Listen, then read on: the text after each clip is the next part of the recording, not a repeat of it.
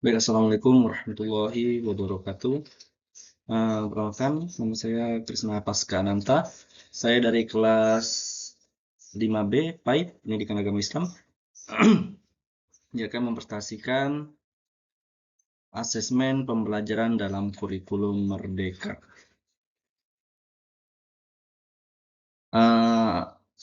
Angka awal yaitu konsep asesmen pembelajaran dalam kurikulum Merdeka. Konsep asesmen pembelajaran dalam kurikulum Merdeka adalah proses pengumpulan dan pengolahan informasi untuk mengetahui kebutuhan belajar, perkembangan, serta pencapaian hasil belajar siswa.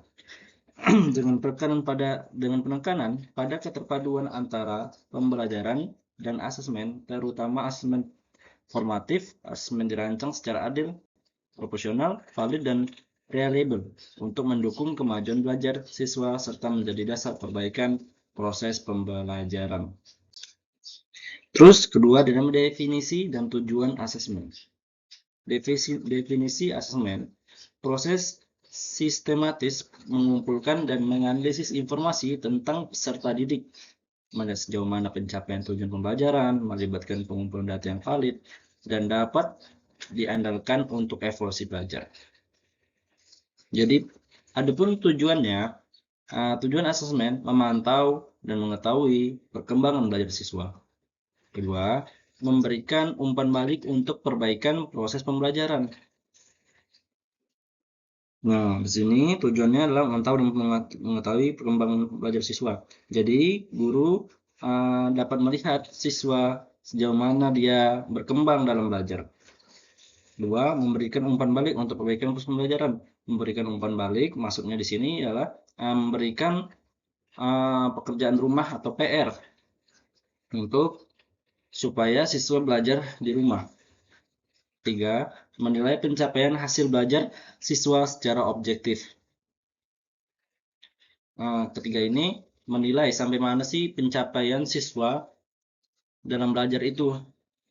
Keempat, menjadi dasar pengembalian keputusan dan perencanaan pembelajaran selanjutnya. Kelima, mengidentifikasi kebutuhan potensi belajar peserta didik agar pembelajaran lebih efektif. Maksudnya sini untuk mengetahui apa saja kebutuhan siswa dalam pembelajaran ini, misalnya pembelajaran pendidikan agama Islam. Apa saja yang dibutuhkan oleh siswa dalam pembelajaran ini. Jadi guru harus mengetahui hal-hal tersebut. Ketiga, dan karakteristik utama asesmen Merdeka. Jadi ada beberapa poin tentang karakteristik utama asesmen Merdeka. Pertama, terintegrasi dengan pembelajaran. Apa yang dimaksud dengan terintegrasi dengan pembelajaran? Itu asesmen menyatu dengan proses pembelajaran, terutama formatif untuk perbaikan berkelanjutan.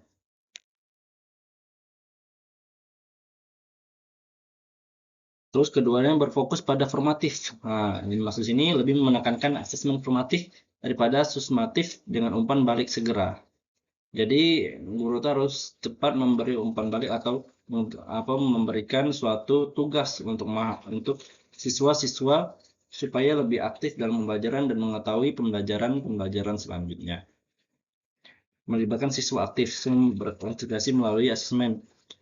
Jadi maksud ini siswa itu lebih aktif dalam pembelajaran tersebut, lebih sering berpartisipasi dalam pembelajaran tersebut. Seperti guru memberikan beberapa kelompok untuk siswa ini. Jadi siswa itu pada gerak semua berpartisipasi dalam kelompok tersebut. Keempat, adil, valid, dan reliable, dirancang, proporsional, dapat dipercaya untuk pembelajar. Jadi harus dirancang dengan benar dan sesuai dengan apa yang telah dipelajari. Terus dapat dipercaya untuk mengukur kemajuan belajar dan juga dapat mengukur sampai mana siswa tersebut memahami pelajaran tersebut. Berorientasi belajar,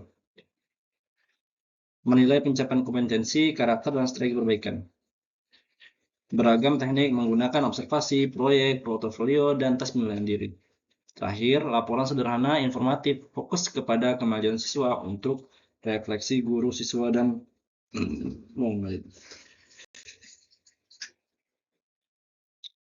Di sini masuk ke poin prinsip-prinsip asesmen dalam kurikulum Merdeka.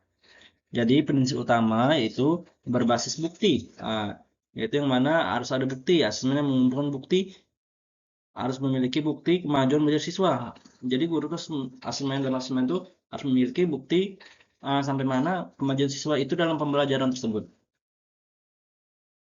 Jadi gunanya untuk menggambarkan proses dan capaian secara akurat. Kedua, memenuhi fungsi dirancang sesuai tujuan awal pembelajaran baik, formatif untuk umpan balik maupun sumatif. Di situ untuk memenuhi tujuan pembelajaran baik formatif seperti kayak tadi, terus maupun sumatif. Sumatif itu memberikan kayak mana ya evaluasi kepada murid-murid yang misalnya murid ini belum lulus dalam mengikuti ujian matematika. Maka tugas guru itu memberikan remedial atau evaluasi. Ketiga ada adil, proporsional, valid, reliable, memastikan keadilan tanpa bias latar belakang siswa proporsional.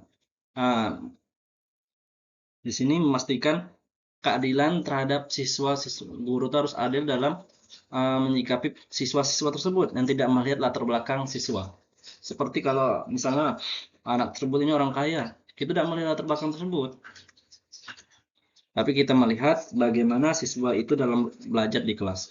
Prinsip pendukung. Laporan sederhana dan informatif, hasil disajikan mudah dipahami oleh siswa dan orang tua. Fokus pada karakter, kompetensi, serta strategi perbaikan. Digunakan untuk perbaikan hasil asesmen menjadi bahan refleksi bagi siswa, guru, dan orang tua guna meningkatkan mutu pembelajaran.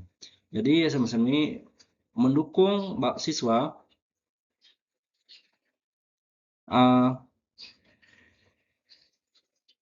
laporan sederhana yang lebih mudah hasilnya mudah dipahami dan disajikan oleh siswa untuk orang tua dan karakter-karakter siswa sebagai perbaikan untuk supaya mutu pembelajaran itu lebih baik dan lebih bagus lagi. Terus adapun 4 pilar asesmen. Jenis-jenis asesmen yaitu pertama ada asesmen diagnostik, yaitu dilakukan sebelum pembelajaran dimulai untuk mengidentifikasi kekuatan, kelemahan, karakteristik, dan kondisi kompetensi siswa guna menyelesaikan strategi pembelajaran. Di sini guru harus menyesuaikan misalnya pembelajaran olahraga, guru harus melihat dengan keadaan fisik, kekuatannya siswa, fisiknya siswa, bagaimana karakteristiknya siswa pada saat itu. Sebelum memulai pembelajaran praktek olahraga, asesmen formatif. Kedua ada asesmen formatif, terintegrasi selama proses pembelajaran, fokus pada umpan balik untuk memantau kemajuan, motivasi, serta strategi belajar siswa agar dapat diperbaiki secara berkelanjutan. Ketiga ada asesmen sumatif, bersifat formal, diakhiri periode pembelajaran dengan evaluasi pencapaian secara komprehensif untuk sertifikasi nilai atau kelulusan tanpa dampak emosional negatif. Yang terakhir ada asesmen deskriptif, memberikan deskripsi naratif tentang kemajuan karakter, kompetensi, dan strategi perbaikan siswa secara sederhana dan informatif. Adapun poin C yaitu implementasi asesmen pembelajaran di sekolah. Jadi implementasi asesmen pembelajaran di sekolah ini dalam kurikulum Merdeka melibatkan integrasi asesmen pembelajaran, melibatkan asesmen sebagian bagian terpadu pembelajaran di sekolah itu dalam kurikulum Merdeka melibatkan integrasi asesmen sebagai bagian terpadu dari siklus pembelajaran, di mana guru merancang dan melaksanakan asesmen diagnostik sebelum pembelajaran untuk mengidentifikasi kebutuhan siswa. Asesmen formatif secara berkelanjutan selama proses pembelajaran menggunakan teknik seperti observasi, portfolio, proyek, umpan balik langsung digunakan memantau kemajuan serta memperbaiki strategi pembelajaran. Jadi, implementasi asesmen ini berguna untuk memperbaiki strategi pengajaran dalam kelas. Seperti tadi, seperti observasi, portofolio, proyek, dan umpan balik. Observasi seperti melihat, memantau kayak mana sih keadaan siswa di sini, apa dia pada nakal, dia yang sering tidur, mengetahui dulu bagaimana, tidak mengasih umpan balik, ngasih PR kepada anak-anak tersebut, dia pada semangat, dia tidak ada malas-malasan dalam dalam dalam pengajaran, dalam strategi pengajaran. Nah, di sini ada strategi praktis pelaksanaan asesmen. Nah, jadi yang dimaksud strategi praktis pelaksanaan asesmen dalam kurikulum mereka meliputi penentuan tujuan asesmen yang jelas dan terukur. Pemilihan teknik seperti observasi, portofolio, proyek, diskusi, presentasi, tes, serta penilaian diri sesuai dengan jenis asesmen. Diagnostik, formatif, sumatif, deskriptif, penyusunan instrumen seperti rubrik, daftar periksa, dan lembar observasi dengan kriteria penilaian objektif penjadwalan yang tepat. Nah, terus ada pemberian umpan balik segera dan relevan kepada siswa serta guru, analisis hasil untuk refleksi dan perbaikan pembelajaran, serta dokumentasi sederhana yang informatif untuk siswa dan orang-orang tua. Semuanya dilakukan secara konsisten, adil, valid, dan reliable untuk mendukung kemajuan holistik. Selanjutnya, yaitu poin terakhir, yaitu tantangan solusi dalam pelaksanaan asesmen. Jadi, tantangan dalam pelaksanaan asesmen kurikulum merdeka meliputi keterbatasan pemahaman guru terhadap prinsip dan teknik asesmen, beban kerja tambahan dalam menyusun dan melaksanakan asesmen yang beragam, serta kesulitan dalam mengintegrasikan asesmen yang adil dan valid dalam pembelajaran sehari-hari. Nah, adapun langkah strategi mengatasi tantangan tersebut yaitu pelatihan dan pendampingan guru berkelanjutan. Jadi maksudnya di sini yaitu tingkatan pemahaman prinsip asesmen melalui workshop, mentoring, dan komunitas guru untuk mengatasi keterbatasan pengetahuan dan keterampilan. Nah, jadi di sini seperti contohnya PGMI. Di situ kayak mana sebuah organisasi guru untuk saling mengasih pengalaman mereka tersebut, saling berbagi pengalaman bagaimana menghadapi siswa ini, siswa A, siswa B, siswa C. Nah, terus yang kedua menyederhanakan instrumen dan proses menggunakan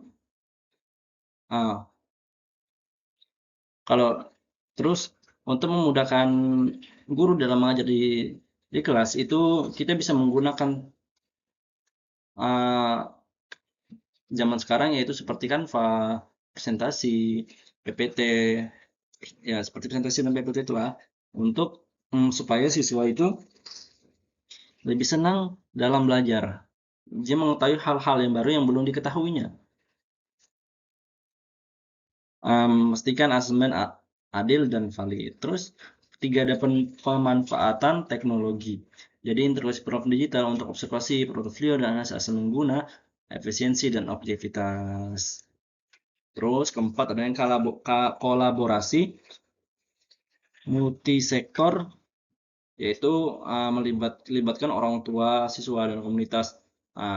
Misalnya melibatkan orang tua, siswa, dan komunitas dalam refleksi asesmen untuk dukungan holistik dan perbaikan berkelanjutan, seperti mengadakan rapat antara wali-wali murid untuk memberitahu hal-hal asesmen pengajaran yang akan dilakukan di kelas, supaya orang-orang tua siswa pada tahu bagaimana pengajaran tersebut dilakukan di dalam kelas.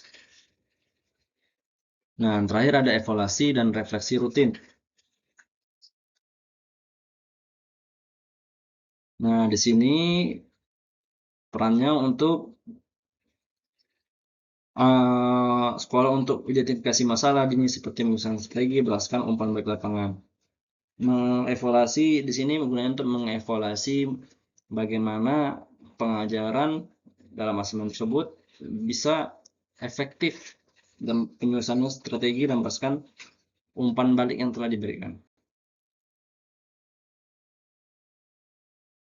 Terus jadi kita bisa dapat kurikulum merdeka ini untuk mengetahui pengajaran lebih baik dan lebih bagus untuk kedepannya untuk para guru, murid, dan orang tua, supaya mereka, jadi kurikulum merdeka ini sangat bagus untuk kurikulum di tahun 2025 ini. Wassalamualaikum warahmatullahi wabarakatuh.